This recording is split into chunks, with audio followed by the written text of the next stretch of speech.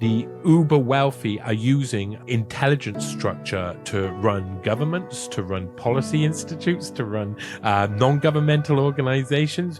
Almost every single person who got on Epstein's plane was somehow recruited by the CIA and being managed by Epstein. What Epstein was not just a child molester. He was definitely a child molester, but he was not only a child molester. He did a very important job. Getting to the point where you want to do journalism is getting to the point where you want to learn the truth. And you've got to learn the truth about yourself. And then you've got to learn the truth about those around you. Then you've got to learn everything. You realize the only answer to it is find all of the answers, is to look at everything properly, to really, really put your heart out and say, okay, I know who I think I am. Let's see what the rest of the world looks like. All of these adventures lead you to the other side, lead you to do something that you need to do. Welcome to the Staying Free podcast. In this episode, I spoke with Johnny Vedmore. Johnny is an independent investigative journalist based in Cardiff, and his work shines a light on the dark histories of all kinds of influential and powerful figures in the world, both current and in the past. So I didn't know much about Johnny before having this conversation. I just knew that he was definitely becoming a household name in the freedom community. But we ended up having a great conversation that not only covered some of the areas that I knew Johnny was involved in, but we also went into a few different and definitely more personal areas as well. So I really appreciate Johnny for being willing to talk about those things and for definitely keeping it real during this conversation. If you enjoyed the episode, please make sure you give it a like and a share on social media. If you're enjoying the podcast so far, do give it a 5-star rating in whichever podcast app you're using. If you're new here, then welcome. Give the pod a subscribe for future episodes. And if you haven't joined the Telegram group already, you can do that at t.me/stayingfreepod. There's a bunch of ways that you can help support my work. They're all in the description below. All of your support is hugely appreciated. And of course, will go directly towards the costs of running the show. All right, on to the episode.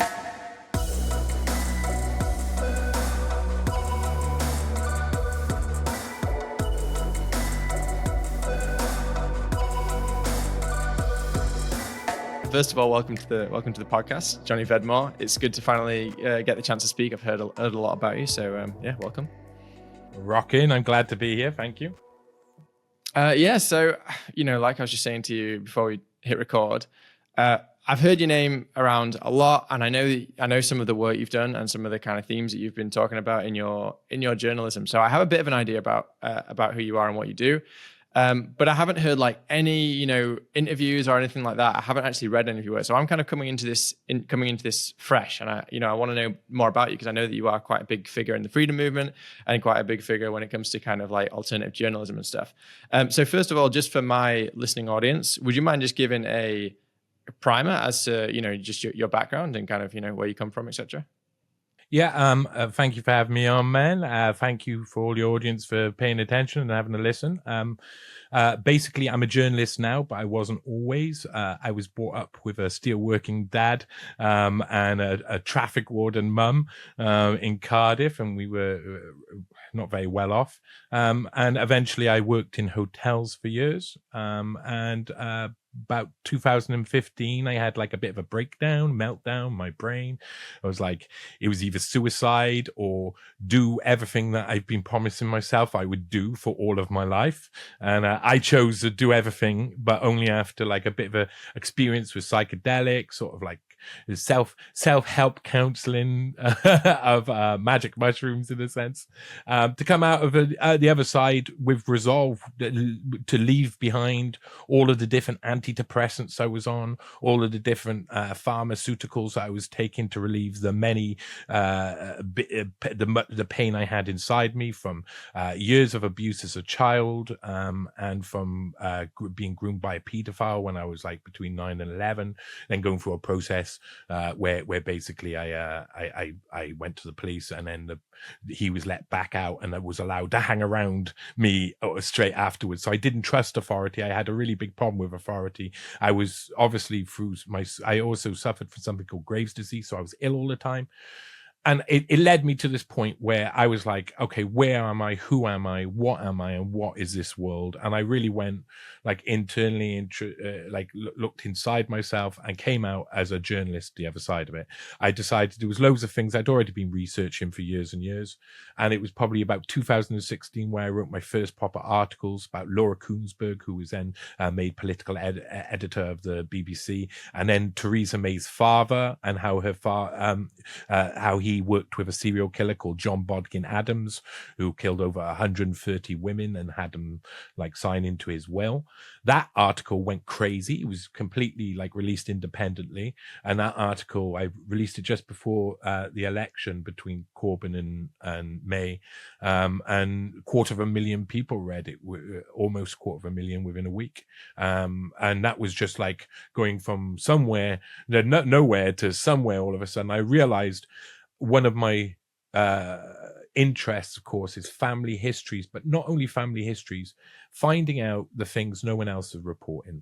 We've got a whole mainstream media, and once you get into being a journalist and you start looking around, you're looking at sources, and you start looking into sources, and you start understanding, oh, right, most of the sources that I know are all of these people who are telling me information without giving me sources.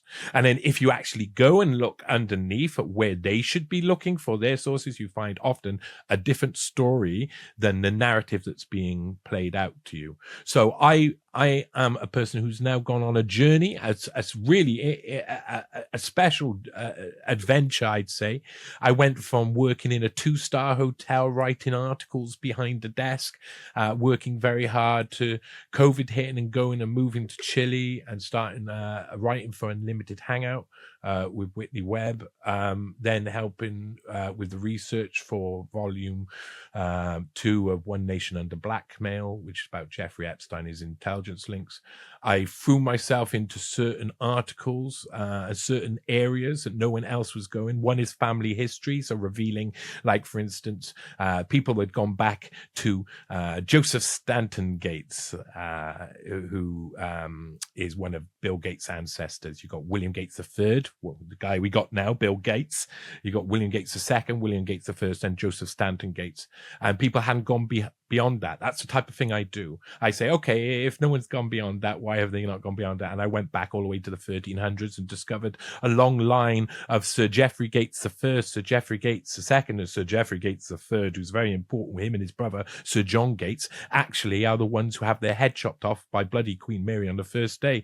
They're very important in King Henry VIII's council, so much so that Sir John Gates is the one who helps as a pallbearer for Henry VIII's coffin when he dies. And they try and put Jane Seymour on the throne instead of letting bloody Queen Mary on, and boom, you have bloody Queen Mary taking the throne and cutting off the Gates' head. And those are direct ancestors of Bill Gates. Also, Sir Geoffrey Gates is direct ancestor of Truman and George H.W. Bush and George W. Bush. So these sort of facts are left out, that, you know, Bill Gates is a distant relative of the Bushes or Harry Truman or things like this. You know, these are really interesting things. Why can't we talk about these things?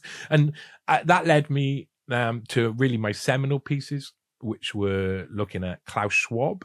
There was nothing about his ancestry when I started looking into him. It was a lot of rumors, a lot of wrong rumors, and a lot of, you know, really just propaganda against him, of course, but no truth. And I was given 6 weeks to go and discover who was Klaus Schwab's father. And eventually, and I didn't only do it, but a whole story unraveled that was fantastic. And that led on to a Schwab series, led on to a load of other. I mean, I've been now deep within areas where nobody else is. I can take a year to write an article. The articles I'm writing next year, I got like about 15 articles that are mapped out. No one else is going to get there first. No one else is going to get there because no one else is. I'm not saying like, oh, I'm the only one doing it. No one else does what I do in style. I go underneath. I look for the things that no one else has found, and I kind of follow down lines. It takes a certain amount of practice to understand what you should and shouldn't look at, but that's my journalism. And most recently, I've set up a site called newspaste.com. newspaste.com. And newspaste.com is my home. It's where a lot of my videos are. I present the Newspaste podcast. I present Newspasty, which is a bit of a funny show. I present Newshound, where I delve for hours through the archives, newspaper archives, to look at the sources, and other archives to look at the sources for where the articles I write come from, and just other matters of fact. And I'm a police auditor, so I regularly audit the police, which means I get a camera out and I film the police in public, and then interactions usually ensue. I know all of the laws that the police are governed by, and so I make sure that they are keeping to those laws. And that is me at the moment. It's a complicated person. I've had a really complicated few years, especially, and I threw myself into this. And so I can only say I only know what I know. If you ask me questions outside my realm of knowledge, I'll always say I don't know, and there's loads I don't know. But about the subjects I do know, I have drag-netted every bit of information available. I've collated it, sourced it, stuck it into long-form articles. My articles are often 7,500 words plus and are full of sources. I mean, full of sources. So you can go in there and you can delve around yourself, because that's what I want to present. I want to present the truth, fact. I don't want to present my opinion. You'll rarely hear I in any of my articles. You'll rarely hear I, because it's like a lot of this is looking at history and looking at how history is, but through a perspective of information rather than what you're told by a repeater. Okay, so yeah, that's a really good primer then. That gives a lot of threads for me to pull on here. But I really want to get into the how of the journalism. But before I do that, first of all, I just want to understand the why. Why did you start doing this stuff? What was it that drew you to, it seems like it's kind of very much looking into people and kind of, doing a lot of digging on people and finding out, what they're about and what their history is, and everything kind of makes them who they are. And in particular, kind of, I guess, quite dark characters. So what would draw you to that kind of thing? When you're in trauma, when your life has been just like a selection of traumatic events, you often need to go on a really long journey to get to the end, to get to the point where you can heal yourself and you can see yourself. And to see yourself, at first is almost impossible. You go on a journey where you look at others. And as you go on that journey of looking on others, you discover more about yourself as you go along. You understand your journey much more in respect to somebody else's journey. And you become stronger and stronger as mentally and in the real world for those around you. So I think that as soon as I realized there was something I had a really big problem, such a large amount of anxiety. I had been like within, I mean, my family unit was both loving and violent, there was so much violence all around. My dad used to drink a hell of a lot. He was a big guy, Shinkai karate. He'd beat the hell out of my sisters, and then they'd beat the hell out of me, and they were like 4 and 6 years old, so I had no chance of defending myself. It was like just terrible stuff, and I was going on kind of a journey where I'm trying to find myself, and I discovered that there was loads of questions that I needed answering that I couldn't even pose. I couldn't even type into an internet search engine eventually, when we've got that technology and you can find an answer to a lot of your innermost questions, at least through the prism of what someone else's perspective. Indeed, but as long as you know that, you know how it can affect you. Even then, I couldn't ask some questions, and I discovered this was in loads of different parts of my life. There was things I wanted to look up on the internet, and there was things I didn't want to look up on the internet, and I couldn't understand that, and it bothered me for ages, because sometimes it was like, why don't I want to know this thing that I really want to know? So I had to come over a battle, and I think I'm not the only one. I've never had a conversation with someone where someone says, oh, I have that too, or I've had that too. But I think everybody has it to some sort of degree, this point when they have to accept they don't know everything. the moment that they have to realize that as soon as they're asking for help with a question, you're letting down one of your biggest barriers. And when you've been living within trauma, you build up loads of barriers that are really important for you moving forward. And if you start pulling those down, your whole life can tumble around you really quickly. And that happened to me on many occasions. My life tumbled around me. On many occasions, because I wasn't asking the right questions. I wasn't looking to solve myself. I was looking to blame others, because that's what you do when you're on a journey like that. And you've got to heal yourself. So I went through a journey of addiction. I think I can say I was a drug addict. And it was a painful experience. It's one that now, I mean, the thought of like being at the lowest point makes me fill up with tears. You know, it makes me sad, makes me never want to return there. And that sort of journey, when you're churning along and you realize the only answer to it is find all of the answers, is to look at everything properly, to really, really put your heart out and say, okay, I know who I think I am. Let's see what the rest of the world looks like. And nearly all of the time at first, I was so angry. If I wrote anything, it was all personal and it was from within me. Then after a while, something changed. And this is where it became what it is now. And it was this simple thing. No, not only could I ask any question, I had come to resolve past 2015. I had this like massive experience where I was right down at the bottom. I'd just come off some really terrible medication. I'd been doing a job I loved. I worked with autistic kids, really challenging ones. And it was just like darkest moment of my life. Darkest moment. I had to...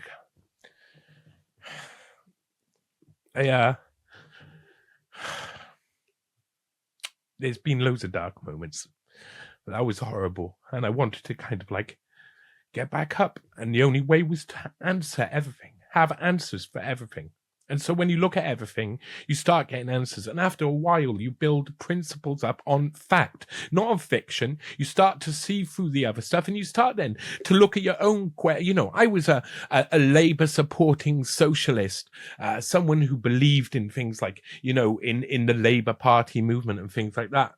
When I was young, I was brought up with a father who marched next to Arthur Scargill and stuff, who was a steel worker. My granddad was in run the roughest pub in Cardiff. I mean, the roughest pub, the Dusty Forge. You don't mess around in Ely. You don't mess around. Proper rough. I mean, people who know what rough looks like in Britain back in the 50s and 60s will know what I mean. People who are older in Cardiff today, I mentioned what my granddad did, and it's instant respect. They were like, wow, that's like, my dad would and my granddad was such down to earth people, and they were just with the people in so many ways. They were also so over the top and so eccentric, and I had that in me as well. And I think it's a battle. Like getting to the point where you want to do journalism is getting to the point where you want to learn the truth, and you've got to learn the truth about yourself, and then you've got to learn the truth about those around you. Then you've got to learn everything. Once you know enough that once you can look at yourself enough that you can say, I forgive myself for all of the different things, and I can get over this, and I can be stronger and become a stronger person. Nothing scares you anymore. Nothing. Zero. And zero questions I cannot type into the computer. I can find anything, look for anything, see anything. I can go out and look for it because I've had the experience where I've had that thirst to become better in my own character for the fact that I was just so sad. So sad. Yeah. Abuse does that to you. You get to the point where, honestly, at some point, my journalism became a mixture of investigating people who have covered up child abuse, and that was obviously like that only happened because I wrote a letter to myself, and it was. Man. It didn't Sorry, take your time. Yeah, fuck, man. Darkest moments, like I wrote a letter to the kid who was being groomed by a paedophile in a room when he was like 9 years old, and kind of like let it go. you know, and that allowed me something special. That allowed me to that allowed me to be myself, and I'd been desperate to be myself for years, desperate.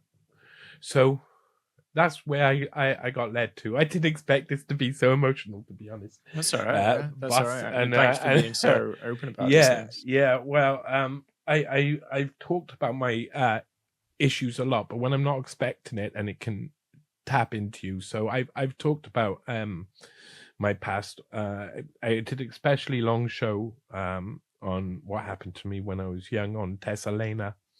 On the second show I was on with her, and you know, I barely cried at all. I had that sort of like, I've been through all of that pain. I've been through all of that. And I was expecting it, but to be honest, I wasn't expecting to maybe tell you the journey and how deep it was, because that's how deep it was. Get to the truth, you've got to find the truth in yourself. You've got to look at yourself, and you've got to believe. Like, when you look in the mirror, you got to believe who you are. Otherwise, you're just going to end up a bundle of opinions opinionated. So you can't do journalism when you're opinionated. You can. A lot of my articles, what I learned to do was use all of that, like, ability to then control my own emotional output, to be able to spend 2 days being really emotional about the subject I'm studying, and then have basically zero emotion afterwards. So I could just like kind of like look at the subject and be like, these are people interacting. They're just like, you know, basically fairy tale people. All I have to do is put all of the information, grab all of their information in life, and put it in chronological order. And what I get from the end of it is the truth, or at least as close to the truth as I can get with the evidence provided. And all I can then do is like make sure every source is linked and all of it's in there, and say, you know, this is the truth. And that sort of process, you know, this is a process that I'm going through to make myself feel better about things in the past, make myself feel like I'm doing a good thing or a better person, being a better person. But it's also, now it's got to a point where it's like, I realized this is what I was looking for years. I was looking for something to do that interests me. And all of the rest of it, you know, I couldn't get there because I had so much pain. I just had so much pain. And so it was a letting go of the pain. Lots of people do it through loads of different ways. I went through drug addiction and come out of it probably in 2000, like come out of drug addiction itself in about 2017, 2018. That was where I was on morphine. I knew it was, you know, I'd always been proud of taking drugs. Never lied. If someone said, "Are you on drugs?" I was like, yeah. You know, I was always proud. But I was going out with a girl who I respected very much, and I lied to her one day about why I was so high, and I was on morphine, and I realized I felt so bad. I have this. If I tell, like, even if it's a white lie to someone who I love, it just builds up and builds up until I have to say it, or I become a mess. So I had to tell her, I lied to you, and it wasn't even an important lie. I think it bothered me more than her even. She was like, you know, cool with it, because she understood what I had been going through and what I'd gone through. And all of these adventures lead you to the other side, lead you to doing something that you need to do. 100%. Yeah. I mean, well, Johnny, like, you know, I ask this question to like most people. I always ask this question to people who come on, because people that I interview on here, they're normally kind of people who are just, they're never ordinary people. They're never the kind of ordinary people you see on the street. People who I have on this podcast, generally there's something quirky about them. Generally there's something different about them. And I always ask this question about, you know, what is it that kind of like drives you? What is it that got you into doing this stuff? And most of the people give answers, but it's, you know, thank you for being so honest about yours, because obviously that one, you know, the answer that you've given me really does, you know, obviously make a lot of sense in terms of how this has driven you to what you're doing, and what makes you kind of so committed to the kind of work you're doing. But it would have been very easy for you to kind of just I guess give me a very toned down answer on that, because it's a very personal thing. So thanks for being so honest about it. And I think it's good as well. It's healthy to kind of let that emotion out. I personally think that letting emotion out like that, it kind of opens a little valve to some degree. So hopefully that's been cathartic for you in some way as well. But yeah, getting into the next part of that, which is the how on the journalism. How do you do this? It seems like the kind of stuff that you're researching, like I wouldn't know where to begin. I wouldn't know where to begin looking at family lineages of Bill Gates and Klaus Schwab and all this kind of stuff. Like where do you start doing that kind of research? Yeah, I mean, when let's split into a couple of different things. If you split it into like what you're talking about there, the latter, the looking at their lineage, looking at the line of their ancestry. The rich and famous are terrible. They always hide where they're from. They nearly always do, to some extent. And like I explained that with Klaus Schwab, there was just no information. With Bill Gates, it went back to Joseph Stanton Gates. With Theresa May, her father's page was deleted from Wikipedia, which gave me the original thing of what's going on over here. These, if you start researching them, you discover where there's been deletions or where there's been taken. So for instance, like Wikipedia is a really bad source and a really good source. It's got the basic information, but most of it's gerrymandered and throttled by a selection of administrators and wiki sort of creators and other things who are doing loads of things behind the scenes, and no one really understands when they're using Wikipedia quite how it works, what this sort of like system is out the back. But if you go out the back and start going, anyone can go and look at the wiki history. You can look at the wiki history and you see a load of additions. You also see a load of things that get taken out. So at first I was, when I was looking for easy articles to do when I started this, I would go through a wiki page of someone and I'd be looking for where a certain big lump of data has been taken out.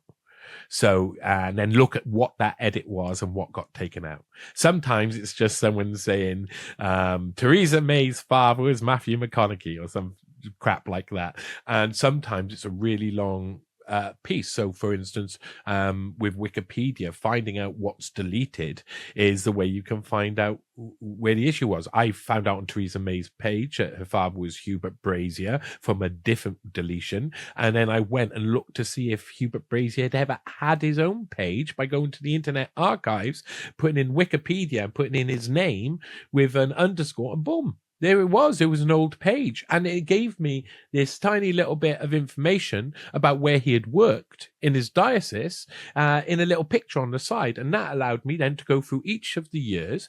And eventually I found that the church releases all of the priests' data and bios in some sort of clerical phone book or address book or whatever every year for years. I don't know if that still happens, but it used to happen back in the day, the yellow pages and telephone books. And then I found him over and over in multiple versions of those, so I was able to find out exactly where he was in the world at which times, and then it was starting to investigate those areas. Now, my approach, and this is a really good example to use, my approach for everything is dragnetting information. So every bit of information I can find. People say, how do you find any information? Well, you look for it. First of all, people, when you say, look for, if I say to someone who's never researched before, research Hubert Brazier, so Theresa May's father, they'll go and they'll put Hubert Brazier into Google, and they won't even put like any quotation marks around it, and they'll get a whole load of selection, and they'll be like, oh my God, this is loads and loads.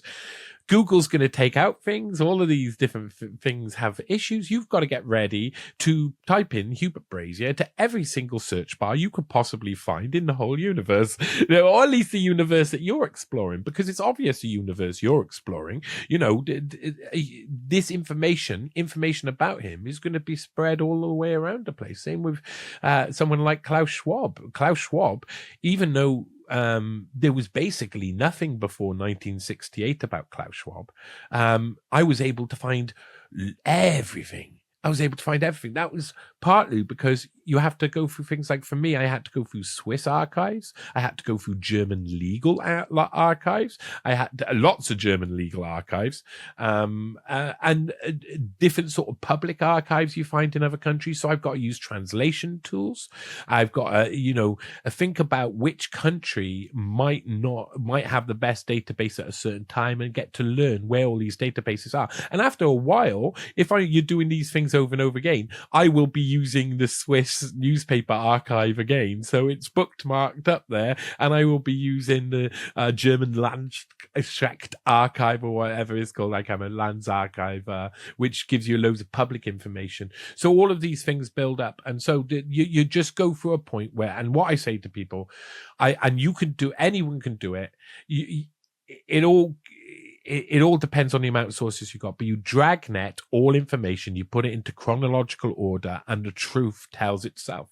You don't need to add in much, like just tiny bit in between, so that people can understand the direction it's going without encouraging a narrative or putting a narrative in place. You're just telling a story. Then at the end, journalism, it should be, in my opinion, this is how I see it, at the end, it should be then your opinion. You should have a little bit where you kind of give what you think about the whole thing, but everything else should just be all the information. You don't leave anything out, and you don't put extra in to back up a certain argument. You just put every bit of information down, and that in itself is the art form. It's like using all of these different colors to paint a picture you've got in your mind. You're going to do it, but at the end of the day, the picture's going to paint itself to some degree, because those colors are chosen, those things, that's the limit of your canvas. The limit is the information or the output or anything else you're gonna put out. So what I do, and it takes some time to do, is dragnet information about something. A good example of this is the last Pottinger pieces. I mean, the amount of sources in those articles are unreal. I mean, unreal. You will have basically every second sentence in most parts of it is sourced up with really good sources. That's what's really important, is that when you go through this process, the story is told to you and you realize what the most important information to put out. I become a vessel, like a kind of like emotionless. I still got my own belief and my own ideology. I don't have to leave any of that behind. But when I'm researching, I'm just putting these things down in order. And most of the time, when I'm finished, I go, wow, I wasn't expecting all of that. I expected it to be this way, and it's completely different. I didn't expect what Klaus Schwab did. I had no idea. I mean, once I discovered how he got trained through Harvard and stuff, and who were given to him as mentors and who was running the program, it was just mind-blowing. It was I remember walking around like with my hand on my head in the park outside my house, like, whoa, what have I discovered? I discovered something enormous. Klaus Schwab, the head of the World Economic Forum, was trained through a CIA-funded program, funded by 3 CIA conduits.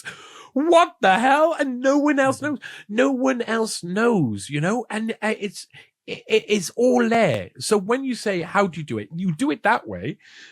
Do people want to do it, or do people try to do it? Not very often.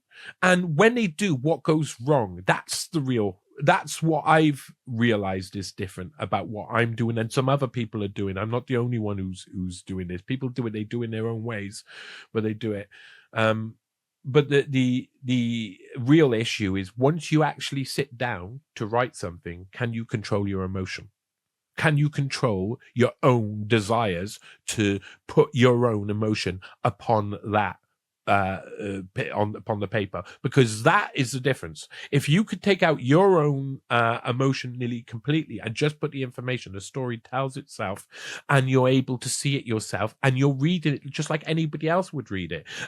Once you realize that process, you realize, in a sense, it's just a cheat. All I'm good at doing is collecting all the information. I put it down on the paper, it writes itself, so I'm not doing that much. The story tells itself if you only look for the truth. If you don't, it becomes no one will read your work, or they will, and they'll go away with the wrong idea, and later on they'll come back and they'll be really angry with you because you've told them, you sold them a pup, you've led them down a false road that you've decided to go on. It has to be the truth. It has to be that in 2-3 years time it's still the truth. It has to be that in 10 years time it's still the truth. And the only way to do that and to still your work to hold up in that time is to use the truth and make sure you've sourced it up. So that's like, how is by remembering that you're a human who's likely to imprint his or her own view on top of a subject, and not doing that. That's the how. Okay.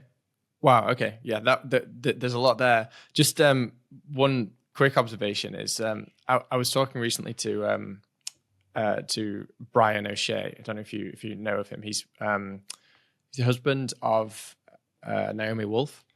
And I did a recent conversation with him, and he was saying like one of the things which leads him to start investigating is, has something been fact checked? It's like if it's been fact checked, suddenly kind of alarm bells are going off, and he's like, okay, it's been fact checked, so there's probably some truth here. Let's go and see what there is. And it's interesting that you're almost doing the same thing, but with Wikipedia articles. You're saying, okay, well, what's been removed, what's been kind of taken out of these articles, and then like let's use that as a lead to try and find some stuff out. And that's something it's kind of interesting because so I just say that's I was doing that first with Wikipedia very early. After a while, you don't need to. You can see where people leave things out, and you can read between the lines more because you get used to it. Yeah.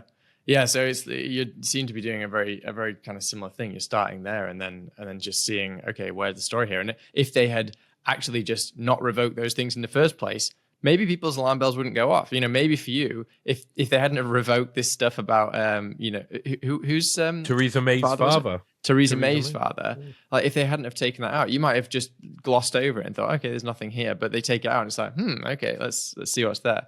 I mean, I'd love to go into each one of these things individually and just find out, but I kind of feel like we're not going to have enough time in one conversation. So maybe we should just keep to a bit more of a kind of zoomed out view for this time, but maybe in another one we could actually go into. I'd be happy to go hyper speed on any subject and tell you rundowns in the most accurate and quick way possible if you want, or just focus in on one or two subjects.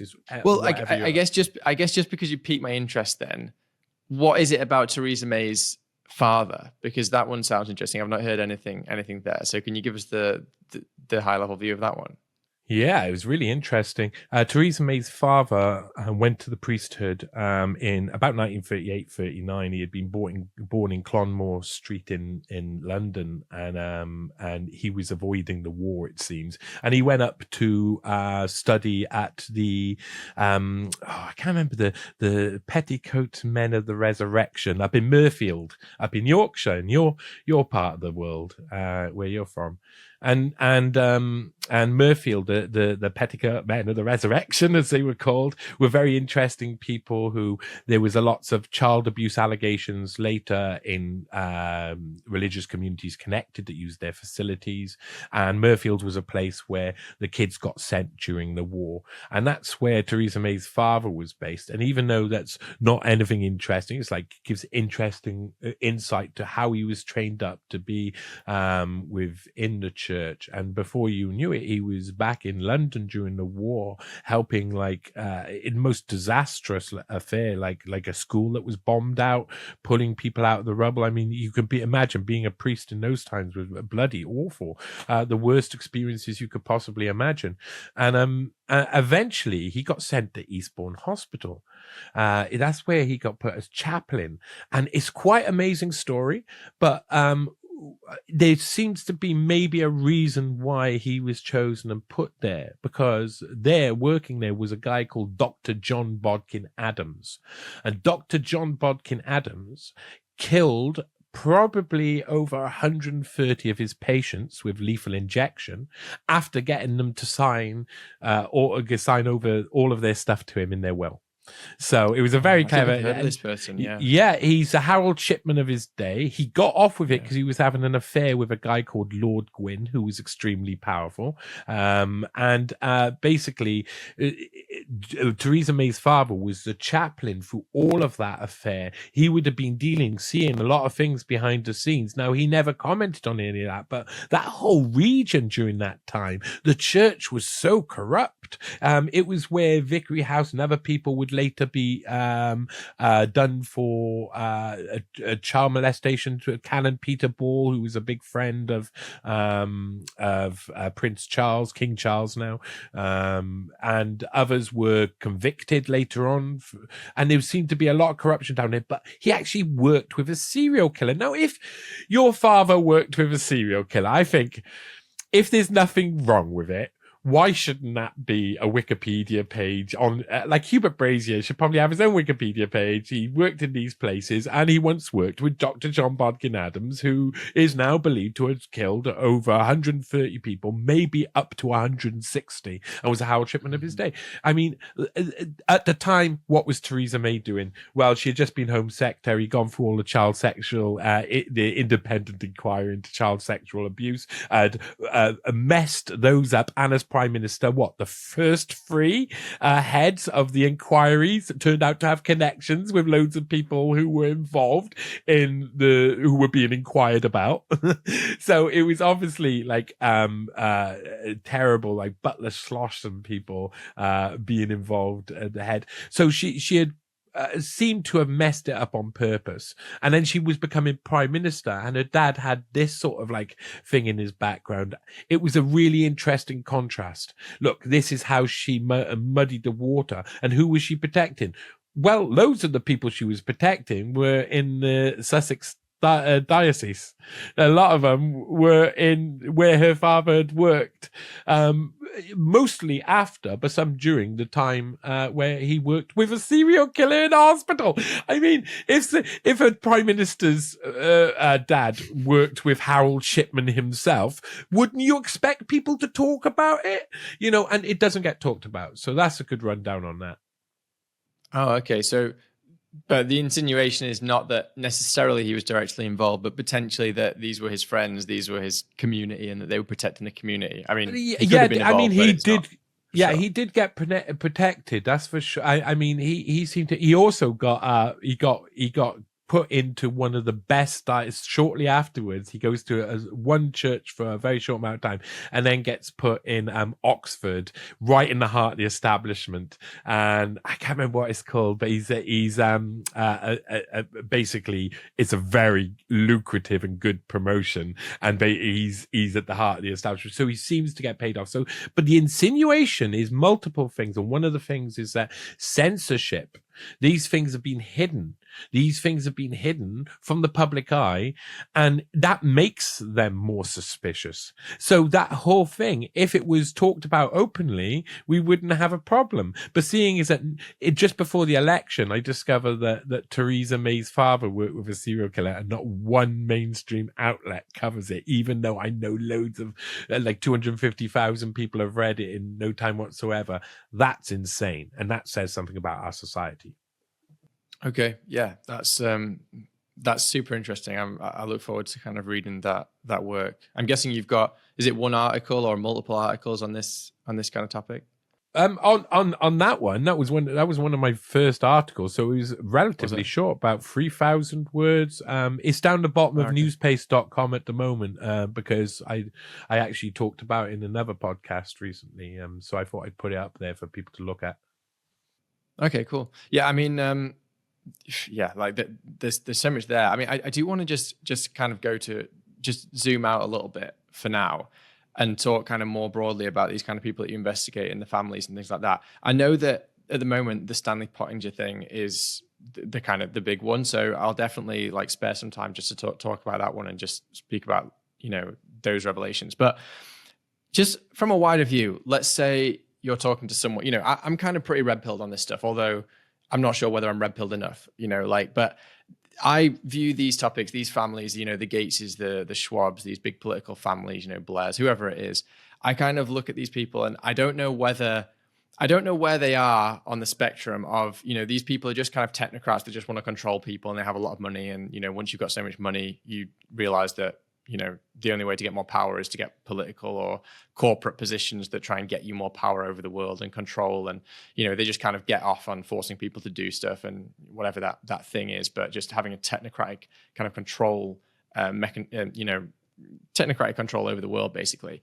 And then there's the other side, then you go to kind of like the extreme end of it where people are saying, oh, they're all demonic and they worship Moloch and, all of this kind of stuff. And they're basically just kind of like a international, child sex trafficking ring and all this kind of stuff. And you've kind of got these two extremes. And I think that at the moment, like, I've definitely moved more towards that extreme side, but I'm not like totally there on all the demonic stuff. But you seem like the perfect person to ask about this because you've probably done more digging than almost anyone. So what do you consider these families to be? What are they? What are they about? What drives them? What's at the root of all of these kind of tentacles that we see in terms of, the World Economic Forum and all of this shady stuff and Epstein, but what's at the root of it with these families?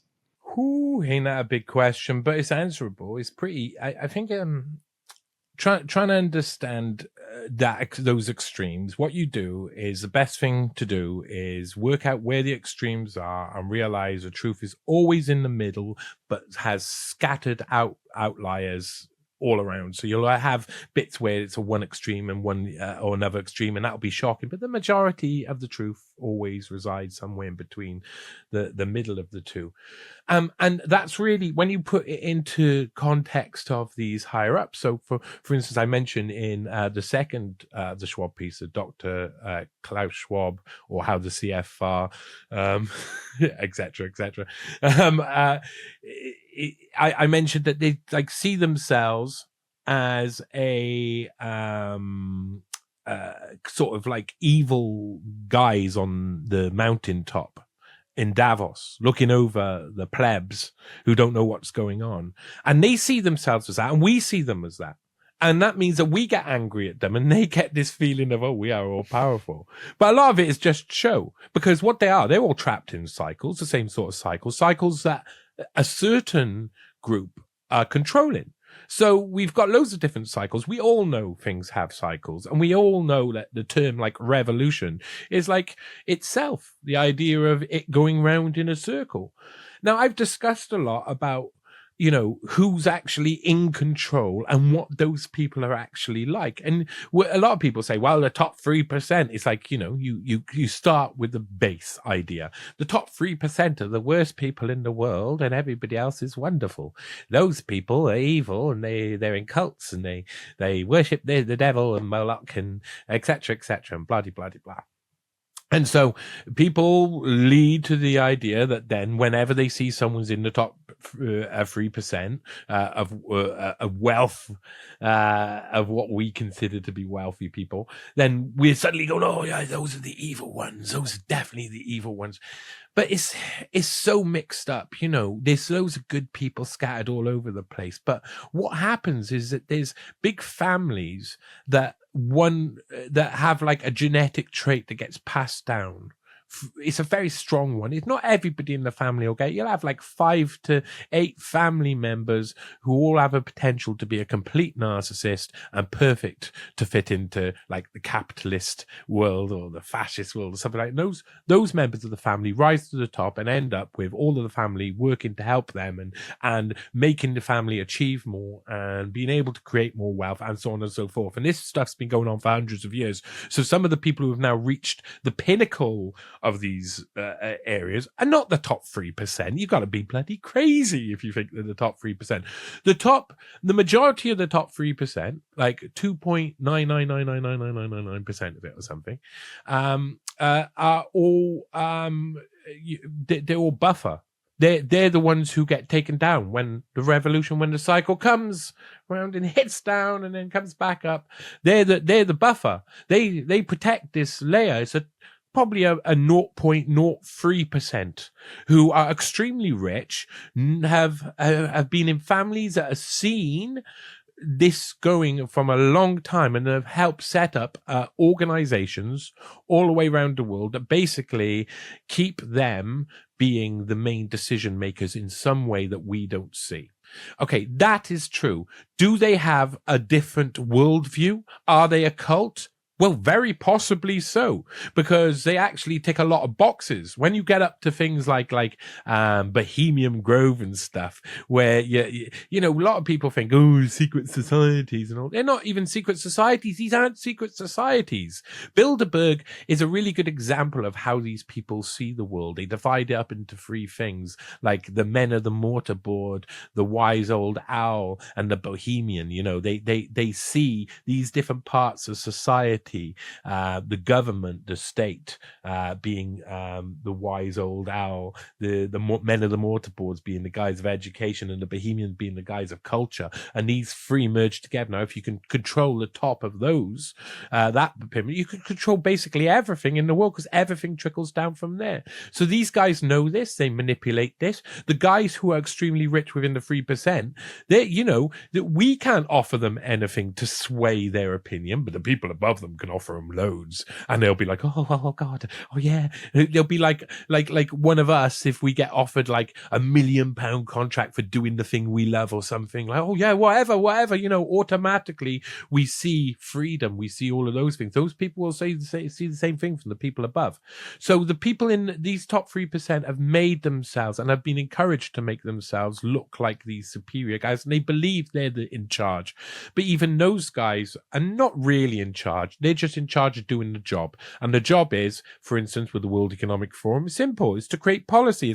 It's to create policy that then gets inputted into nation states all the way around the world, so everything can be centralized from World Economic Forum or some other type of organization that may come after, because at some point there's that lifetime leadership that Klaus Schwab has got is going to end. Is that going to go over to his son, Olivier Schwab, or his daughter, Nicole Schwab? She's a character. I doubtful. More likely is that the organization will rip itself apart and something much more sinister is going to take its place from somewhere else, which has already probably been pre-designed and probably looks a lot like the Council on Foreign Relations. All of these mechanisms have been put in place by the uber wealthy years and years ago, and they've been running normally, and they've been given these like hoods of conspiracy, partially on purpose, because it works so well. We just don't, you know, and we can't fight them. How can we fight them? Well, we have to fight the little bits within them. First, we have to recognize they're the problem, and we don't. So they're winning all of the way. They're so far ahead. And the other thing is, there's like, you know, what a lot of my work has been doing on the World Economic Forum stuff is looking at how they select the leadership group for us. Like the perfect example, Global Leaders for Tomorrow, decided in 1992, run in 1993, where you had people like Tony Blair, Angela Merkel, Nicolas Sarkozy, many other people who were leaders, Bill Gates. Everybody's there. And they're all the all-powerful guys for the next 10 to 15 years. They're going to be in charge all over the place, and they all get trained into one place. Don't everybody start to feel like that's a little bit suspicious. All of that, if you start to look at it and how these things get funded, you realize that the uber wealthy are using intelligence structure to run governments, to run policy institutes, to run non-governmental organizations. There's constructs like USAID and loads of things like the Open Society Foundation and stuff that all parts of this operation to that they can no longer, the CIA can no longer get away with. So they've been put out to other people to get away with. There's a great quote in the last article that I wrote with a guy called Khan Disley, and it's called The Non-Governmental Octopus. And there's a great quote from someone who worked for USAID, who said that basically, I think he worked for USAID. He said basically in the late 60s, and through the 60s, there was loads of uproar about all of these different programs that had been funded by the CIA being discovered to have been funded by the CIA. People went crazy about it, and things got cancelled here, things got cancelled there. That's what I discovered. Kissinger's International Seminar was one of those. Klaus Schwab went through it. Pierre Trudeau went through it. It was Justin Trudeau's father. Like other big people went through it. Well, they said they couldn't have that anymore. They had to do something different. So they had to create basically these development organizations that CIA cutouts, so that in the 80s, and this quote was from the 80s, that in the 80s they could start doing what the CIA was doing in the past openly. So that's all that changed, is that the CIA has outsourced intelligence infrastructure increasing rapidly. That's what we're seeing, increasing, until eventually it'll own everything. It'll do everything. The intelligence infrastructure will be in control. So this all, I guess the seed at the root of all of this is the CIA in your view. Do I gather? They're all. I mean, they've all got a little bit of something in the fight. They've all got a little bit of something. There's a load of intelligence agencies who've all got something. There's a load of people who work in government who've all got a lot of wealth or represent people who've got a vast amount of wealth, and every single one of them knows a new system is about to be implemented. And if you are in control of the levers of that system, then you are in control of the future.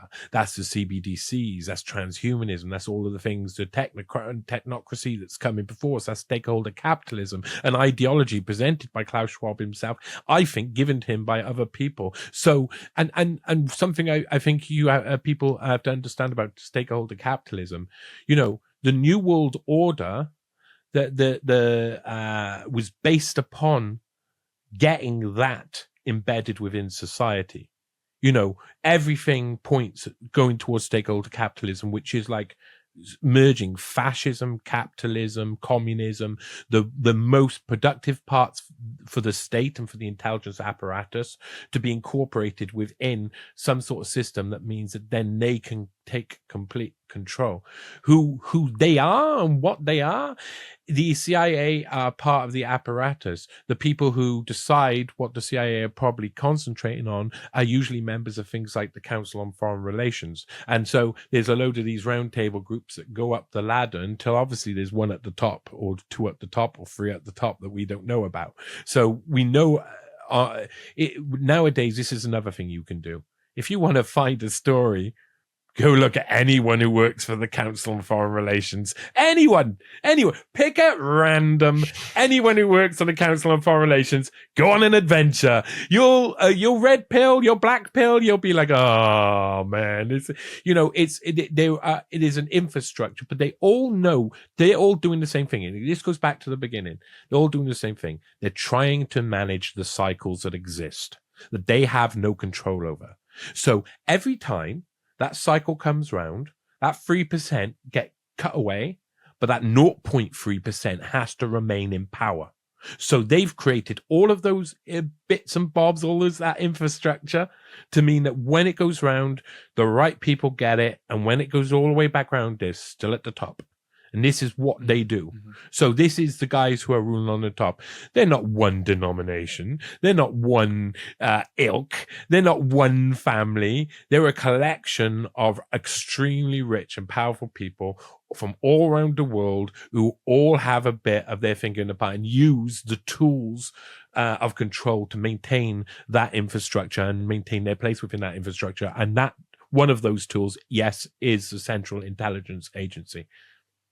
Okay, right. Yeah, that's a really good overview. I mean, I guess when I look at things like, I try not to get too pulled into the whole, like demonic side of it, but I see things like, the Balenciaga stuff, and also, with some of the stuff that happened with like Jeffrey Epstein. You see some of the pictures and like that he had in his home and stuff like that. It's all very kind of like dark, and there seems to be like almost like a dark religious element. And like you said, you mentioned Bohemian Grove as well. There seems to be like cult doesn't seem to quite do it justice. Like it is a cult. I think that a cult, you can definitely tick that box, but it seems to kind of go a level deeper where there is some kind of darkness there that they are like attracted to, like they're really attracted to this very, very dark stuff, anything to do with innocence, to do with like child innocence, stuff to do with, death, and, with Balenciaga stuff. It's all this kind of like, I guess, like celebration of like death and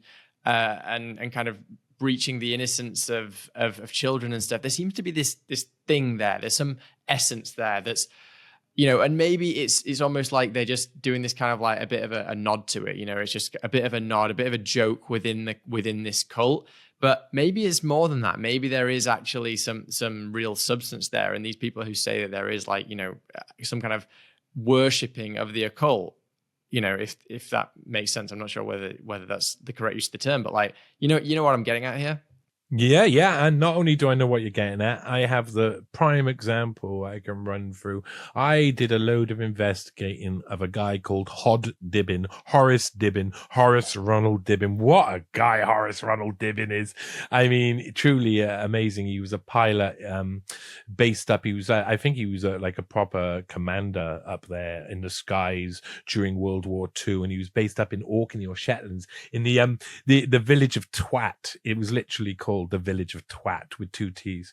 And he would eventually be based in London and would become central to the Man in the Mask parties and the Satanism parties that were coming that happened during the early 60s. Now, he also, his wife is one of his wives, Mariella Novotny, was smuggled out of JFK's bedchamber and out of America at one point, was involved in the Perfumer affair and the downfall of the British government. They were very intelligence linked. He actually started taking over nightclubs in London in the late 50s that would then be sold on to the Krays and then taken over by intelligence eventually, because they were the places where communists and Soviets used to drop their letters and their dead letter drops or whatever they called them, where they're giving information to each other in darkened rooms in nightclubs.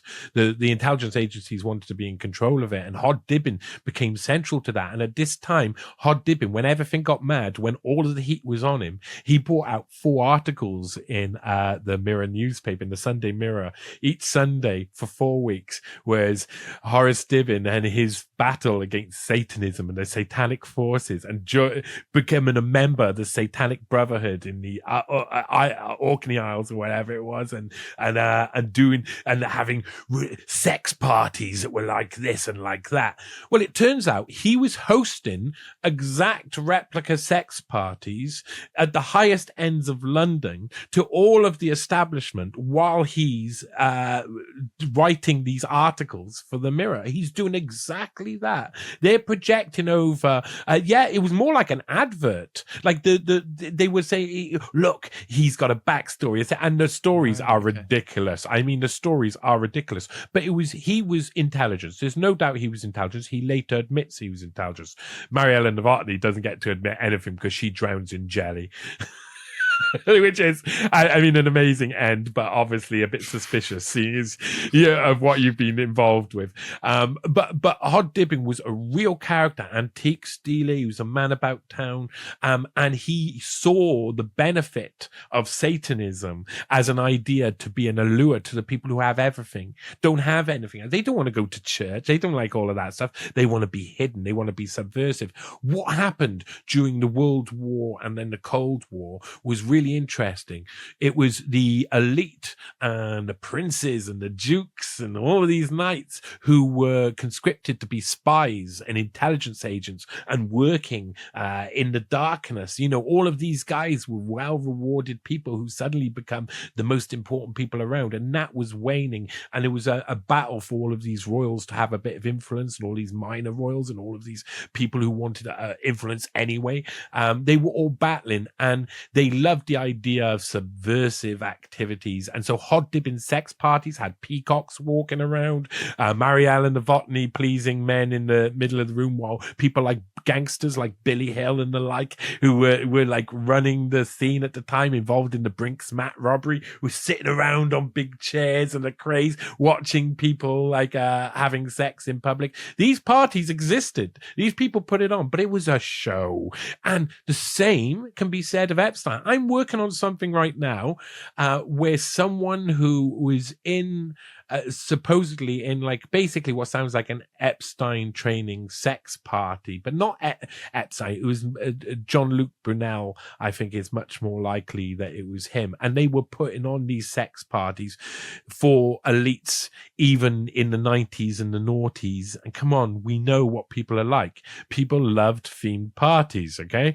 And if you like bonga parties, then you want your bonga parties to be themed. So there's going to be elements like that as well. But there's also people who have been fed ideology. And I've met loads of people who I have met a fair few people now who have been fed some form of spiritual ideology that seems to be given to them more from hypnosis and suggestion than it is from anything else. So I think there were techniques that were developed that allowed people to seed in things into the wider community that stayed, became people who would mentor other people in the dark arts. And a lot of it was bump.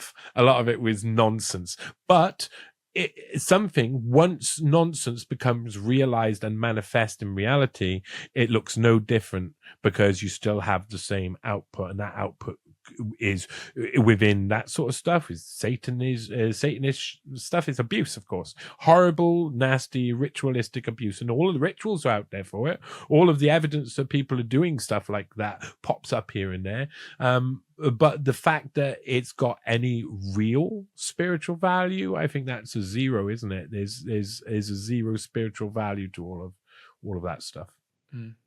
Okay, yeah. So if I gather from what you're saying, it's essentially there's these parties that were going on, and they're kind of themed, and they like the whole, they like to kind of dress it up, and you dress it up with these, just like a lot of kink parties, I imagine, they're going to be like themed where you dress up in certain things, or you got the devil horns or whatever, and it's kind of like flirtatious, and it's using these things. So you think it's kind of like that, and then it just goes like really, really extreme in that direction, but there's no actual belief system behind it. There's no actual kind of like worshipping or any kind of religious element. It's just more that they are drawn and attracted and kind of find, I guess, some kind of tantalization in these themes.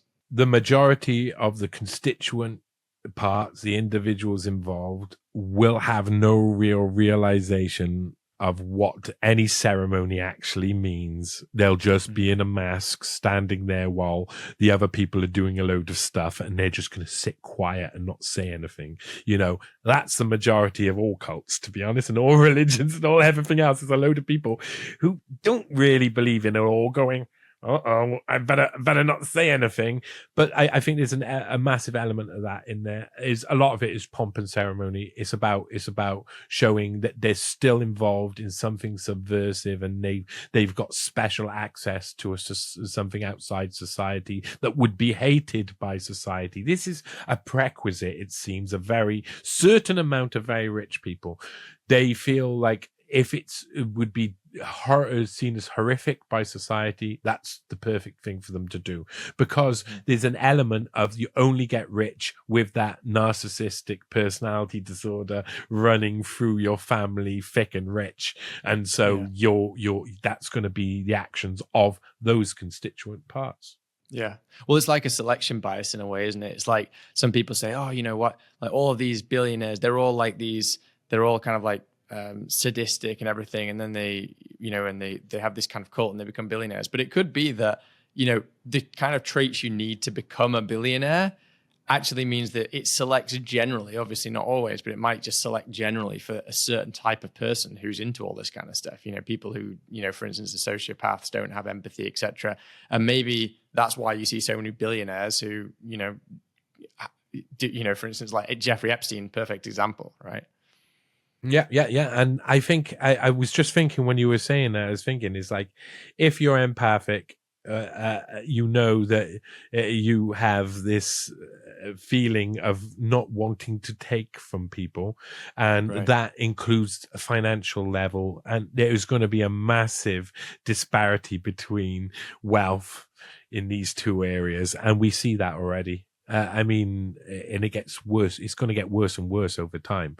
What we're seeing is everything getting sucked up, and they're going to have to change your system, because eventually that Pareto distribution, or however Jordan B. Peterson goes on about it, is going to just keep going, and the rich will own everything, and you'll have to be happy.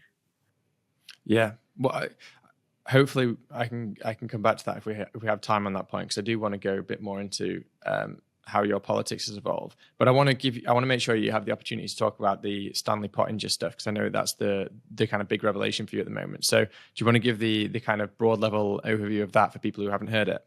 Yeah, a fantastic story. I mean, again, I never knew who Stanley Pottinger was. I hadn't even noticed him. I've been on the Epstein scene loads. I just hadn't thought about it, you know. I've been like researching, but you just don't think about it, because he was one of the law partners. He was Edwards Pottinger was a law firm that took up most of the representation for the majority of the big Epstein victims, to represent them. And Edwards Pottinger was formed in about 2014. And I went through this strange route to get to investigating John Stanley Pottinger, as he's called. But it led me eventually all of the way back to the 50s, and to looking at his father. And his father's a really interesting guy, John Pottinger, who had an insurance company and was a city commissioner in Dayton, Ohio. And this is such a brilliant story. And again, a lot of this is just like, if you go to the articles, it's just sourced up. I got the Pottinger identity, Pottinger supremacy, and the Pottinger ultimatum, of course. And the Pottinger identity. Just let me stop you 1 second, Johnny. Okay. Like, before we go into a bit more into the weeds a bit, I don't actually know who Pottinger is. Is it Pottinger? I don't actually know like who he is at all, or where he comes into any of the picture. Did you say that he had something to do with Epstein and some other kind of like he's cases, he's a lawyer for the majority of the Epstein victims, right? in court. Okay. But also a lawyer for other things as well, which but he's been a lot of things. The Many Faces of John Stanley Pottinger was an article that was brought out, I think, when maybe in New York and New York Times, I can't remember. He's been many things. Okay. But now I think they've only just split Edwards Pottinger, and Pottinger's about 84, 85 now. And John Stanley Pottinger, a part of Edwards Pottinger, but if you go back in time, you get to his father, and his father dies pretty early, when he's about 47. And that was in 1958, when John Stanley Pottinger is just going to Harvard. And he's going to study government in Harvard. He's a very interesting. He's basically the all-star quarterback. He's on the committee of committees. He's on the council for councils. He's a top boy in school, all throughout school, and that doesn't change. Eventually, he goes into a law firm after he studied at Harvard. So he studies government for 4 years and studies law for 4 years. But in between, his brother goes missing. It goes missing for 44 days at the same time as his 17-year-old babysitter, Sherry Vanderville, who also went missing a few days later. His car was found with one shoe next to it, a bloody shirt, some beer cans. The scouts went out. The 300 Boy Scouts searched the areas. They had planes flying over the top. You know, they went all out to find Stanley Pottinger's brother David Forbes Pottinger, and they couldn't do it because he was already sailing around. He had trafficked a girl, underage girl, across state lines for sex, and eventually he would be found in a ditch in Tennessee, and he would say he had amnesia, and it's a brilliant story. And he gets caught out. Sherry Vanderville eventually turns up and says, "Yeah, he took me and we went on a yacht and he had sex with me loads."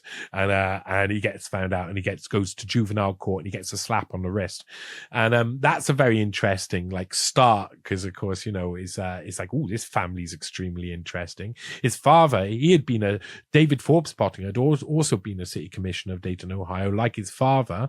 And his father had been the fourth Dayton, Ohio city commissioner to die while in office. So there was loads of really interesting things. His father had taken John Stanley Pottinger, and not David, I don't think, but John Stanley Pottinger, on a yacht tour to the Soviet Union in the late 50s. It just seems like a nut thing to do. And then when John Stanley Pottinger Pottinger, 17 years old, he's standing up. He says in the newspaper, he's standing up in front of a room full of adults, telling him about what it's like behind the Iron Curtain. This kid's going places, this kid's going places, and he does.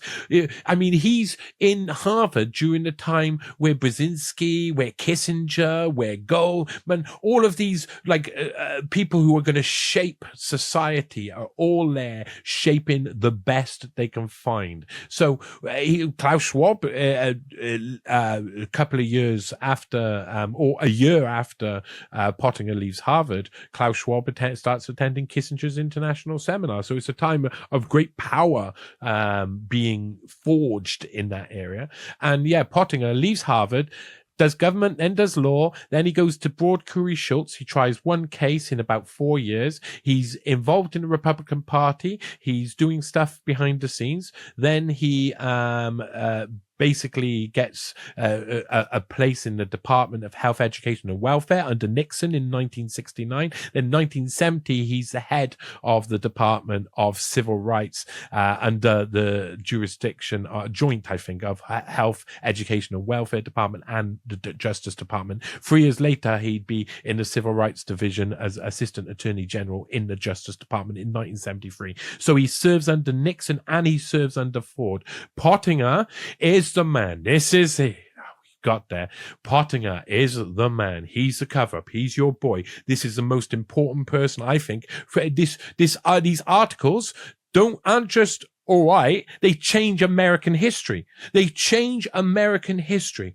Pottinger was a man who signed off the investigation into the assassination of Martin Luther King, which we now know had loads of errors within it. And he said everything was rosy. He's the one who stays on for an extra year to sign off the investigation into Watergate, another massive scandal. He signs off the investigation into the Kent State massacre. So when the students get shot in the lawns of Kent State, and there's an order to fire, and later on his tapes have come out and someone says, oh, look, there's an order to fire on it. And he didn't find any of that, of course, because Stan the Man is your cleanup crew. Stan the Man is the guy to go into these situations and win. Wounded Knee, when there was an uprising on an Indian reservation after a guy called I think his name was Richard Wilson became the ruling the reservation after some really dodgy political moves. The government would harass AIM and the other side who were opposing him for 2 years with fake cases that they would take him in and out of court under the direction of Stanley Pottinger. Stanley Pottinger would use Orlando Letelier's murder. He used to be the foreign secretary for whatever the equivalent is for Chile under Allende. Of course, CIA put Pinochet in charge in 1973, and a lot of people had to flee the country, including Orlando Letelier. Orlando Letelier was in Washington, going down Embassy Row in 1976 in his car with 3 other people when it was blown up by car bomb outside the Chilean embassy on American soil. It was under Operation Condor, which was a mixed nation operation, intelligence operation. So there's different South American countries, Argentina, Chile, and a few other smaller countries basically used different intelligence agents to commit what they called sanctions and operations on other people's countries. And because it was multinational team, it made it really hard to work out who to hold to account. And Operation Condor was basically used to muddy any potential investigation. When Orlando Letelier was killed outside the Chilean embassy in America, in Washington, D.C. itself, crazy, it was Eugene Proper who was put in charge of investigating the case. And the first thing he did was get whooped up by J. Stanley Pottinger, who takes him across to meet his good friend, and he says good friend, really good friend, who was then director of the CIA, George H.W. Bush. And together, George H.W. Bush says, well, I can help you with this Operation Condor stuff if you give me rights to spy on American citizens domestically. And Pottinger goes off with Pottinger goes off and has it signed off with the Justice Department to domestically allow domestic surveillance of American citizens because of the murder of Orlando Lascelles on behalf of his mate George H.W. Bush. Next year, he'd be leaving office. He'd be allowed to stay on under Carter to finish off covering up Watergate. Which is just also insane. And then he would do two very interesting things. He would be involved in a firm that was like, it did a certain job. Basically, it represented one case that was really interesting was a forest products company called Mead were in a hostile takeover against Armand Hammer's Occidental Petroleum. Armand Hammer was the king of blackmail and intelligence operations, and Pottinger destroyed him and had the whole thing called off in the courtroom. Pottinger's that good. He was the king. He used blackmail by rumors. I haven't put that in the article, but the rumors are he blackmailed Armand Hammer, or said in court about Armand Hammer being threatened in Moscow by 2 KGB agents when someone walks into his hotel room and he's in his underpants on his knees and stuff. So he completely knocked out of the park. And then he represents another company called Chemical Bank, which eventually gets taken over by the Rockefellers. And basically he's a compliance officer of the highest order. So everything's about to be computerized, and they're making sure that there's nothing that they're going to get big fines for, because banks are getting massive fines during that period. So they're finding all the illegal stuff and removing it before it can be found. That's what Stanley Pottinger's job was. 1980, he's representing, this is really important, he's representing Gerald Bull. And Gerald V. Bull is the head of Space Research Corporation, which has CIA contracts, CIA conduit funded contracts and direct CIA help to traffic arms to the apartheid regime in South Africa to use against communist Angola. Yeah, I think it's Angola. And which goes ahead and happens, and eventually Gerald Bull is hauled into court for trafficking to the apartheid regime. He gets off in Canada, ends up in USA in court, and who represents him? J. Stanley Pottinger. Now, that year, J. Stanley Pottinger organizes Iran-Contra. He organizes smuggling arms to a sanctioned regime illegally.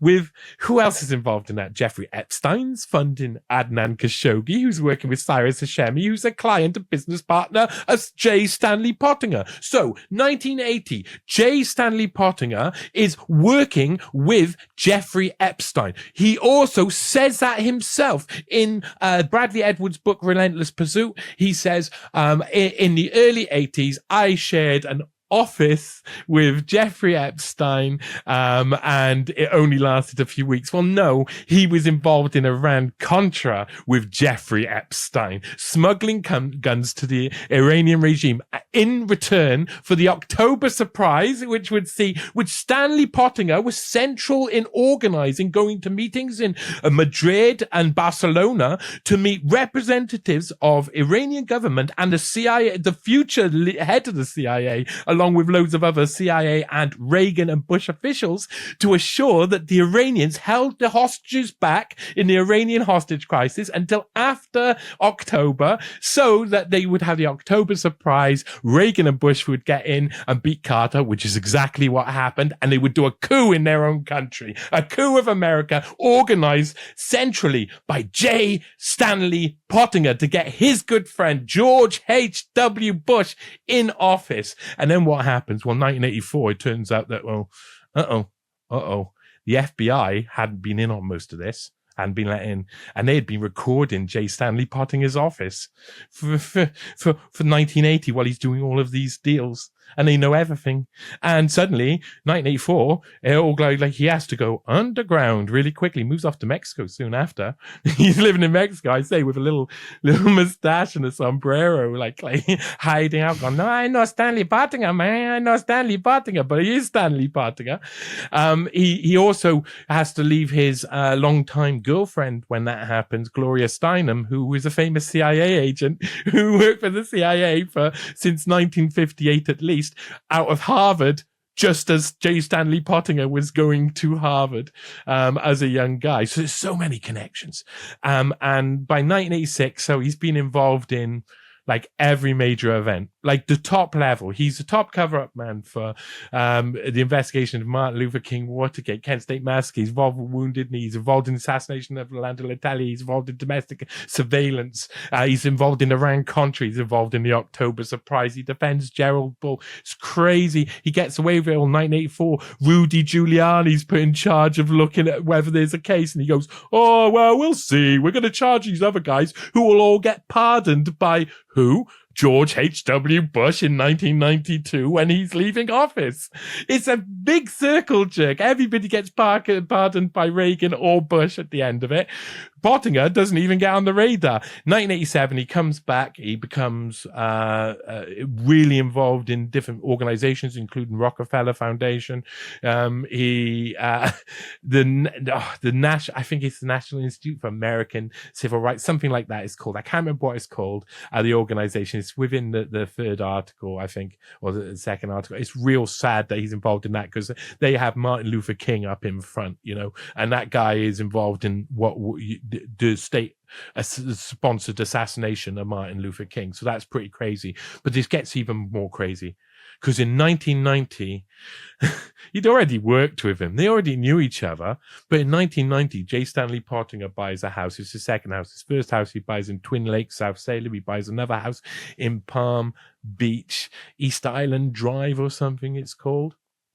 And it's 500 meters as the crow flies from Jeffrey Epstein's mansion of horror, 358 El Brillo Way. They were actually very close neighbors. And then in 1995, he becomes a best-selling author. He continues being a best-selling author to 2005, basically scrubs his old history. No one knows anything about it. By the time it comes around to getting back involved in doing legal stuff, well, he seems to already be doing things for a guy called David Boyce, who's a very big-time lawyer who's handled some massive cases and is handling some of the Epstein victims too. He already seems to be lurking in the background. But like the introduction of Pottinger into the Epstein case, I thought, how am I going to ever find that? And it's written down. Like Bradley Edwards in Relentless Pursuit describes the moment where he picked up Virginia Giuffre, one of the most famous of the Epstein victims. He picks her up at the airport after she decides to come back and fight the case. And that night he gets a phone call, unexpected at like midnight, from J. Stanley Pottinger, who says, "Hey, Brad, you don't know me. My name's John Stanley Pottinger. And, I know you're involved in this case, Jeffrey Epstein. But we don't want to reinvent the wheel, but we're involved in it too. And maybe we can work together." And the whole time in Relentless Pursuit, Bradley Edwards, who is the other lawyer to have represented the majority of the Epstein victims, Edwards Pottinger was their law firm they formed. He goes on in his book about how obviously Stanley Pottinger's CIA. I thought he was a spy. Definitely. I decided to get something to record him. I failed to get something to record him. I went there. It was obviously he's a spy. And I keep thinking that he's a spy. And then and then I asked my team whether we should join a law firm with Stanley Pottinger. And they all said that would be a great fit. And then suddenly he creates Edwards Pottinger. Pottinger, one of the CIA's key men, becomes the key person, one of the key lawyers handling the Jeffrey Epstein case. At the same time, Bradley Edwards is having daily or regular conversations, not daily, regular conversations in Starbucks, Boca Raton, amongst other places, with Jeffrey Epstein himself. That is insane. That is it. The whole thing is like, it is just, obviously they needed to manage the situation. The first one, we all know that they corrupted every single level, every single side, and the whole case was corrupt. Epstein went into prison, had an open door, had his own office, worked for his foundation, was let out for a lot of the late part of it, and did not serve any time. He had roughly been, it was clear from the evidence that he had been molesting 2 to 3 underage girls a day for at least, you could say, for over 10 years. It had been over 10 years, but if you just class 10 years, that's over 8,000 different offenses against children that he should have been prosecuted for. And someone like that should never, ever be allowed out. Instead, everybody was corrupted, co-opted. Soon, one of the other Epstein victim, famous Epstein, supposed Epstein victim, I've got to say with her, Maria Farmer, is in a firm, before she's made that affidavit, is in a firm with J. Stanley Pottinger, that's like, seems like a front for something else. And finding that which shocked me, and that's what led me to investigate Stanley Pottinger in the first place. And that's what I found. So I found one point where it was like, okay, this person's story doesn't make sense. Most people in the Epstein case, nearly every single victim is telling the truth. Nearly every single victim, but nearly every single victim isn't named. No, all of the named victims, I have to go through their cases one by one at the moment, because some of them, they're victims, but some of them were adults who were obviously of sound mind and able to make their own decisions, so I got led down to a point where now I'm like in a place I never expected to be, which is looking at everybody's story afresh and finding that there's holes all over the place and leading me to places that are so dirty and dark that they change American history. Wow. That is, yeah, like you said, that really does change more than just Epstein, but it goes back into so many different things. So yeah, congrats on all of that research and kind of going deep on that, because I've never heard any of that. I'd never heard the name before, but it's obviously a very, very important person, important in the context of important for the story of Epstein and for American history. So just one thing that you said there. Well, there's just two things I wanted to just kind of pick up on. One was with this guy. You said that he met with the other lawyer, the lawyer who was originally representing the victims, and they kind of made this firm together. So the one who was originally representing the victims, he's a good guy, like he who kind of got corrupted, or how does that go? I think if the biggest lawyers in America, like David Boyce, it gets to like this, right? Okay, so you're Bradley Edwards, you're going over to meet with the people who are going to help you with this Epstein case. David Boyce and Bradley Edwards are big time lawyers. You're going over to their place, and it's the same offices as Darren Indyke, Jeffrey Epstein's lawyer. You've got to be already concerned, but he keeps going and going. All through all of the marks, all of the signals come up, and it's clear you don't keep, and this is the thing about victims too. You can be a victim, but you can also be someone who worked in an illegal enterprise. Those two things, they're not mutually exclusive. You can have been victimized and then made really bad decisions afterwards.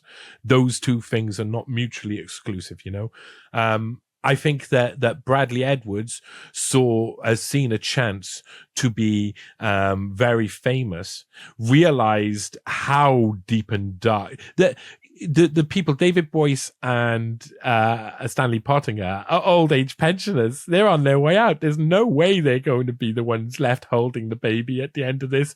Bradley Edwards definitely is the one who's been left to hold the baby. And then he wrote Relentless Pursuit, which makes it look like he's been an unwitting victim of a CIA of scam afterwards. I think he's writing his own story and his own narrative.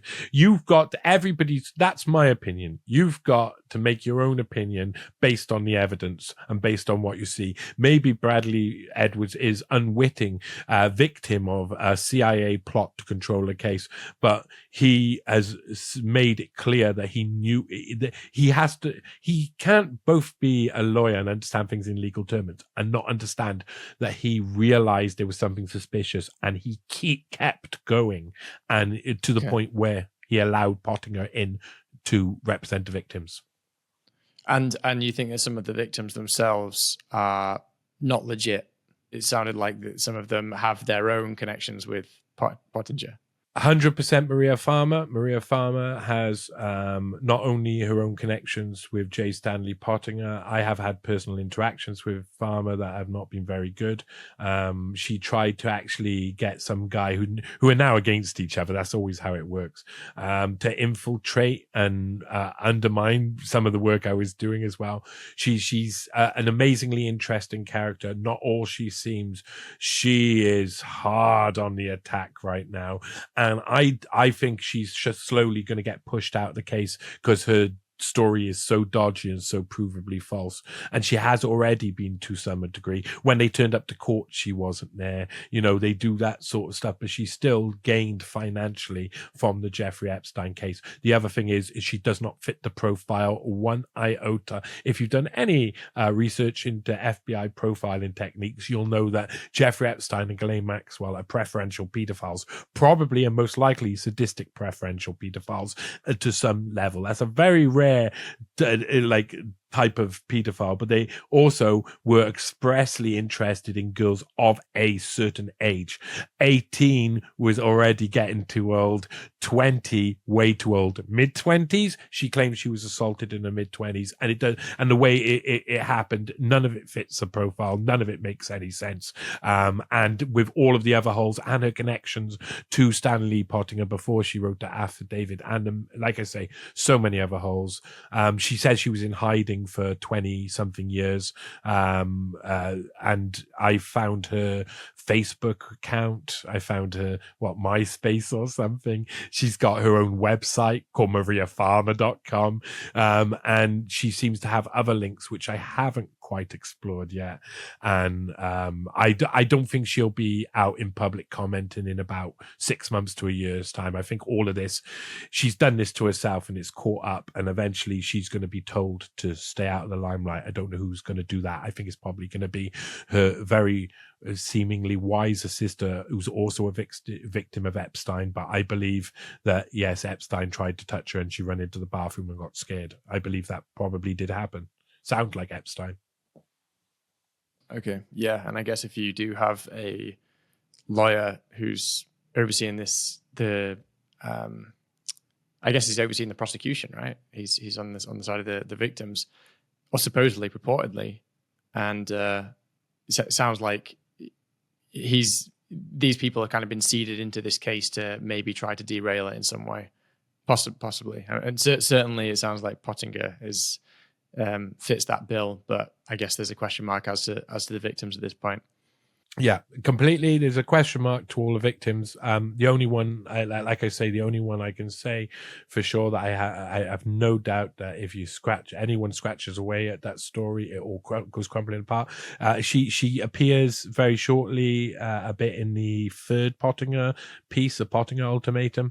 The amount of sources that are in there, follow those sources. You'll discover for yourself that she wasn't in hiding, that a lot of her story doesn't make sense. And then you have to ask yourself a question. Is it right that someone uses the abuse of others and virtue as a mixed tool to mean that no one can say you're telling a lie and you've gained money from telling a lie?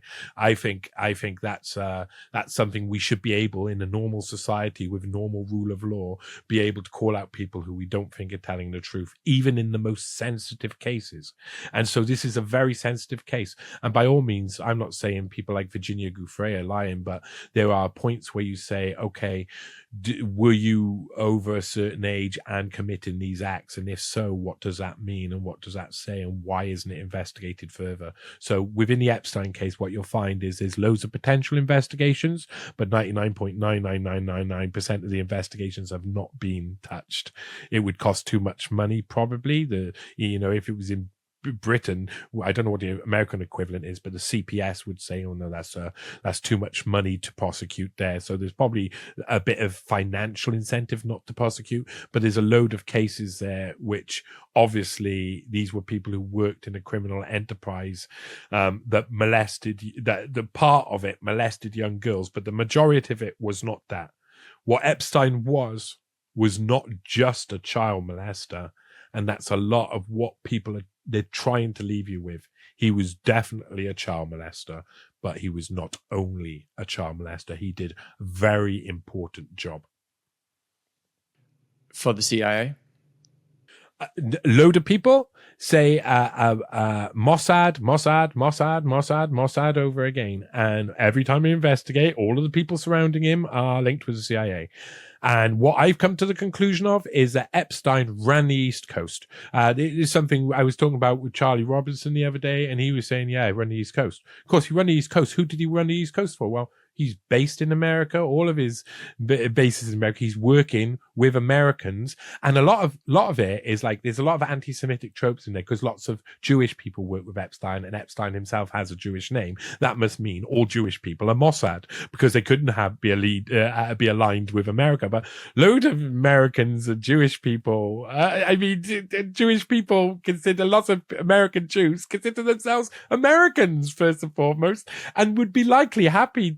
A lot of people who in power would be happily work for the CIA. It doesn't suddenly mean you're only going to work for this intelligence agency or that intelligence agency because of your descendancy. And I think personally, from all the evidence I've seen, and I will make this case eventually, that almost every single person who got on Epstein's plane was somehow recruited by the CIA and being managed by Epstein, not in a nefarious way where it's like, I'll get sex compromise on you and make you do what I want. I mean that they were knowingly involved with a CIA operation, and Epstein's the guy who manages loads of different people because he was so trusted at that point. And there's a big effort and a big push to make it look like he's not necessarily the CIA and he's all Mossad, where he worked with members of Mossad, but he was linking people in to operations that were going on that were being headed up by the CIA. And like Operation Condor, that ability to sometimes utilize a member of that intelligence agency or that Five Eyes intelligence agency or that Israeli intelligence agency allows muddying of the water when your friends do the job and allows you not to have accountability at home. I think Epstein was a CIA high-level recruiter, fixer, manager. He was running almost everybody, and almost everybody noted down in his books, all in some way, whether they know it or not, being surreptitiously or not recruited by the CIA, or openly recruited or knowingly recruited, and being like, yeah, all right, I'll do that. And then you look at some of their actions afterwards and you go, okay, that makes sense. What would the CIA want to do? There's one guy who flies on Epstein's plane. Oh, his name's going to escape me now. He's in one of the Epstein 101 series.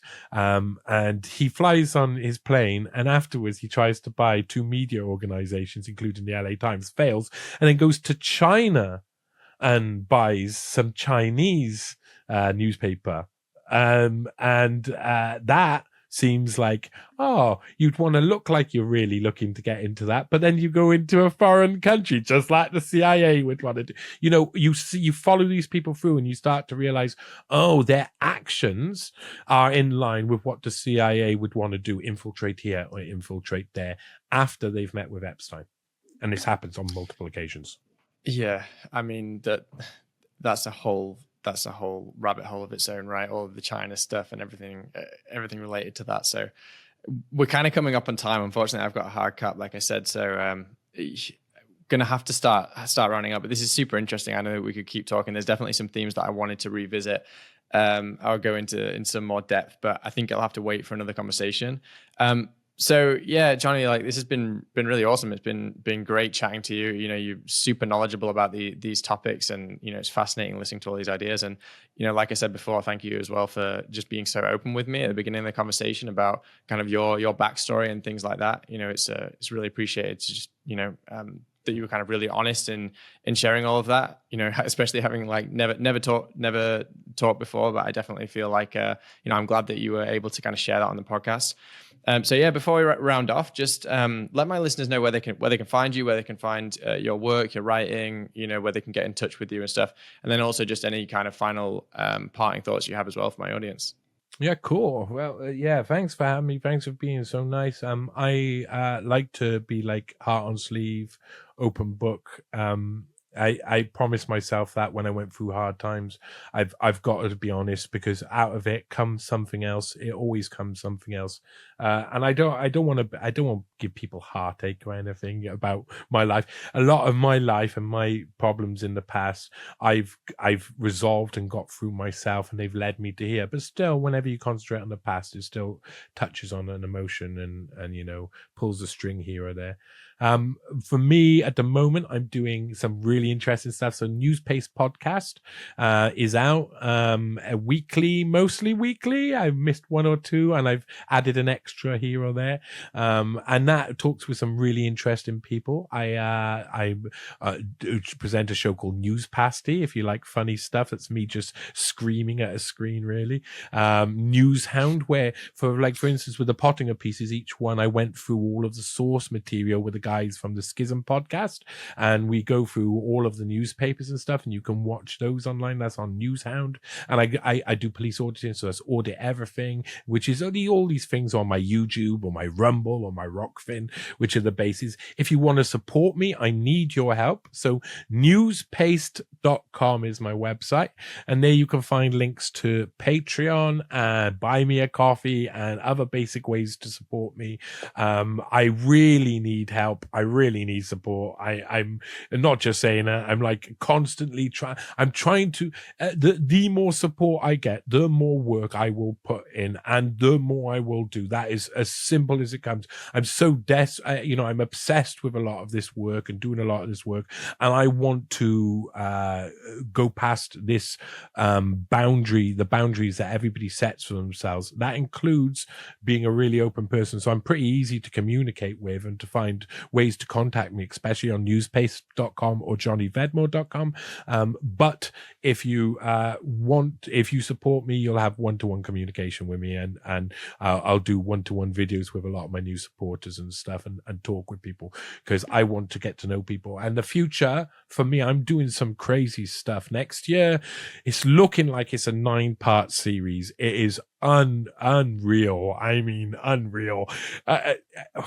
You think you know things, and then you keep looking underneath, and there's more and there's more and there's more. And now I've started working with some very clever folk who are not really they don't want to be personalities out there, but they love researching. And one person in particular who's helped me out loads with information, has done a really good job.